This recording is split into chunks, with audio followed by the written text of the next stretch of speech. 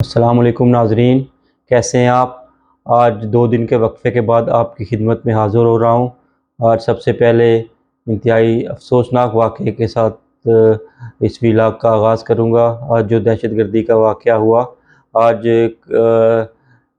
DI Khan Karachi के मुकाम पर पहले तो सिक्योरिटी फोर्सेस ने जो है 27 दहशतगर्दों को जहन्नम वासिल किया और उसके बाद दरबंद के मकाम पे सिक्योरिटी फोर्सेस और दहशतगर्दों का आपस में मुकाबला हुआ।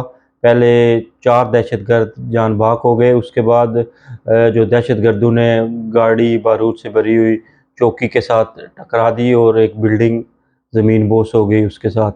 तो उसमें 23 बहादुर सिपाहियों ने अपनी जान आफरीन के हवाले कर दी और शहादत का रुतबा पाया। तो नाज़रीन, ये इंतहाई अफसोसनाक वाक़या है। हम उन बहादुर सिपाहियों को सलाम पेश करते हैं जिन्होंने मुल्क की खातिर अपनी जान कुर्बान की, और उनके जो लवाहिकीन हैं उनसे भी इज़हार हमदर्दी करते हैं और इस वाक़े की पुरज़ोर मज़म्मत करते हैं। और इस लिहाज से जो है वो हमारे जो सिपाही हैं अपनी जान की हिफाजत किए बग़ैर मुल्क व कौम की हिफाजत करते हैं। और जो अफ़गानिस्तान से ये इसके ताने बाने जोड़े जा रहे हैं, तो अफ़गानी हुकूमत को चाहिए कि एक बरादरम मुस्लिम ममालिक है पाकिस्तान, उनके साथ पड़ोसी है, तो अगर वहाँ से वो उसकी सरज़मीन से पाकिस्तान के ख़िलाफ़ दहशतगर्दी के जो दहशतगर्दी हो रही है और वहाँ उनके ठिकाने हैं पाकिस्तान तहरीक तालिबान के, तो इस बारे में वो अमली इक़दाम उठाए और उनको जो है ना वो ये उधर से उनको इन वाक़यात की इजाज़त ना दे जो वो सरहद पार करके वो आके पाकिस्तान में इस तरह के वाक़यात में शामिल होते हैं। तो ये अफ़गानिस्तान की हुकूमत को समझना चाहिए कि जब तक पाकिस्तान में मुस्तहकम नहीं होगा तो अफ़गानिस्तान भी मुस्तहकम नहीं होगा, और पाकिस्तान अगर महफूज़ है तो अफ़गानिस्तान भी महफूज़ रहेगा। तो जो तालिबान की हुकूमत है उसको समझना चाहिए और सोचना चाहिए कि पाकिस्तान की जो इस्तेकामत है वो अफ़गानिस्तान की इस्तेकामत है। तो इस बारे में काफ़ी इंतहाई दुःख भरा ये वाक़या हुआ। अल्लाह पाक जो शुहदाए हैं उनके लवाहिकीन को सब्र जमील अता फ़रमाए, आमीन। तो उसके बाद बात करेंगे नाज़रीन नवाज़ शरीफ के हवाले से। आज नवाज़ शरीफ अल अज़िज़िया रेफ़रेंस में भी बरी हो गए। पहले रेफ़रेंस में वो उन्होंने अल अज़िज़िया में जो है वो आज बरी हुए। पहले जो फ्लैगशिप रेफ़रेंस था उसमें तो जो है ना नैब ने प्रोसिक्यूट ही नहीं किया, उन्होंने अपना रेफ़रेंस वापस ले लिया। एवन फील्ड रेफ़रेंस में भी उनकी पहले बरियत हो चुकी है। तो उनको ये पहले से ये उनको जब वो पाकिस्तान आए थे तो यकीन दहानी करवा दी गई थी कि उनके केसेस ख़त्म हो जाएंगे, और नून लीग की पूरी पार्टी बहुत मुतमईन थी और ये कह रहे थे कि हमारे केसेस भी जल्दी लगेंगे और हमें रिलीफ भी मिलेगा और अदालतों से हमें उम्मीद है। तो ऐसा ही हो रहा है कि उनके केसेस ख़त्म हो गए हैं और अब उन पे कोई केस नहीं है। तीनों केसेस जो उन पे थे वो ख़त्म हो गए हैं। तो नाज़रीन, जो ये कह रहे हैं कि जो उनके सज़ा जो उनके झूठे केसेस जो बनाए गए थे उन किरदारों को कैफ़रे किरदार तक पहुंचाना चाहिए। तो ये जो केसेस हैं ये अभी जो अफराद हैं वो इधर मौजूद हैं और उनको कैफ़रे किरदार तक पहुंचाने का मुतालबा कर रही है नून लीग और नवाज़ शरीफ ख़ासकर। हर तकरीर में जहाँ भी वो जाते हैं वो यही सवालात उठाते हैं। तो इस सिलसिले में भी वो कह रहे हैं कि मुझे सवालों के जवाब नहीं मिल रहे और बाज़ औक़ात मैं खुद सोचता हूँ कि मैं ये सवाल क्यों करता हूँ। तो ये प्रोसिक्यूशन जो ये केसेस बनाए गए थे ये सुप्रीम कोर्ट के आपको याद होगा ज़्यादा अभी अरसा नहीं गुज़रा, 4-5 साल पहले उन्होंने खुद मॉनिटरिंग जज मुकर्रर किए। इस्टेब्लिशमेंट और सुप्रीम कोर्ट ने मिलकर नैब पर दबाव डाला और केसेस बनवाए। बेबुनियाद केसेस थे, काफ़ी कमज़ोर केसेस थे, उनका ना कोई सर था ना पाँव था, इनका रिज़ल्ट यही निकलना था। तो ये जब केसेस के दौरान जब नैब विथड्रा कर जाती है, प्रोसिक्यूशन कमज़ोर होता है, तो अदालत को ये नैब से सवाल पूछना चाहिए कि आपने ऐसे जो जिन केसेस को इतने केसेस जो कमज़ोर हैं उनको क्यों बनाया, और उनके पास आपके पास अगर सबूत नहीं थे तो उन केसेस को क्यों बनाया, जिससे आप देखें अभी नवाज़ शरीफ ने जलावतनी काटी, फिर इधर सज़ा उनको हुई, वो उन्होंने 200 से ज़ायद नैब की पेशियाँ भुगतीं, तो इसका कौन ज़िम्मेदार है। तो नैब को जवाब देना चाहिए और नैब के इदारे को इस तरह के केसेस जो है ना सियासी बुनियादों पर नहीं बनाने चाहिए। इस तरह इमरान खान के अभी पाबंद सलासिल हैं, उनके ख़िलाफ़ भी जो है ना वो बेबुनियाद और जिसका कोई नैब के पास सबूत ना हो वो केस नहीं बनाना चाहिए। जिस तरह तोशा खाना का केस बना और उनकी कन्वेंशन अभी सस्पेंड हो गई है इस केस में, तोशा खाना में। तो इस तरह के केसेस अगर बनाएंगे तो कल इमरान खान के केसेस भी सारे सस्पेंड हो जाएंगे और वो बरी हो जाएंगे। तो इस तरह के केस नैब को नहीं बनाने चाहिए और नैब को जो है ना वो ना तो इस्टेब्लिशमेंट को यूज़ करना चाहिए और ना सुप्रीम कोर्ट को उसको गैर ज़रूरी दबाव के नीचे लाकर उससे ऐसे काम करवाएं कि कल वो प्रोसिक्यूशन से ही भाग जाए और वो कहे कि हम प्रोसिक्यूट नहीं कर सकते। तो इस लिए उनको ये काम नहीं करना चाहिए।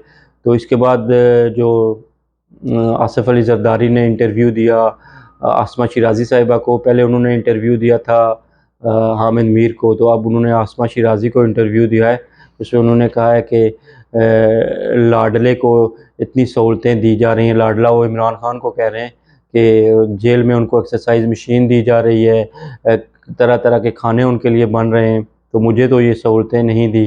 उन्होंने मज़ीद कहा कि बिलावल भुट्टो को सीखने की कोई ज़रूरत नहीं है, वो बेहतरीन जो पीछे जो दौर गुजरा है 16 माह का, उसमें उन्होंने वजारत ख़ारजा का जो कलमदान संभाला उसमें उन्होंने बेहतरीन काम किया और वो आगे देखते हैं कि जो हमारी पार्टी सबसे ज़्यादा सीटें लेगी और ये आगे फ़ैसला किया जाएगा कि वज़ीर-ए-आज़म का उम्मीदवार मैं होऊंगा या बिलावल होगा।